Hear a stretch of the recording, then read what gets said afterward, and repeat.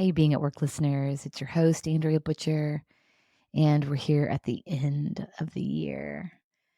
And throughout the month of December, every Tuesday, we're going to have a Daily Dose takeover from one of my very, very favorite voices in the entire world. My daughter, Mason, who's a familiar voice on this feed, is back by popular demand. I get so much feedback around how articulate and wise she is. And so I asked her, would you help close out our daily doses of leadership? And so every Tuesday, she's going to hop on the feed and she's going to share some wisdom. Check it out. To kick off this takeover series, I'm going to be delivering a message that is nearly verbatim to something I shared with this audience about 6 months ago. And although that may seem a bit counterintuitive, I'm sitting here recording this nearly half a year later, and I'm still finding myself having to continually remind myself of this principle and honestly hammer it into my brain a bit. I really need to hear it again. So hopefully you do too.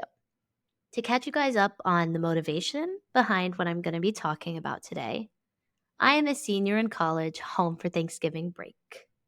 Around me, there has been a lot of chatter about what I will be doing at this time next year. My current response to this huge question is your guess is as good as mine.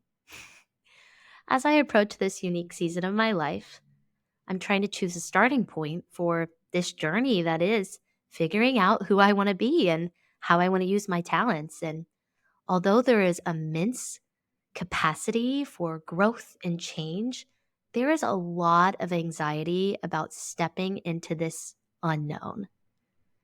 I have to remind myself that I am not alone in these emotions. Every day, there are countless people walking around me grappling with that same confusing fear of what am I doing?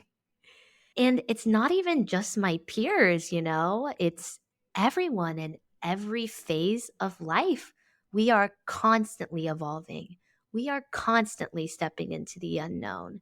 And although it may seem to be a really simple principle, I think there is so much healing and so much strength in reminding ourselves that we are never alone in those emotions.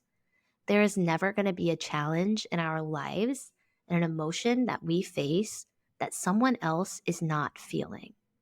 There are so many people around us who have felt those same feelings and who have flourished out of them.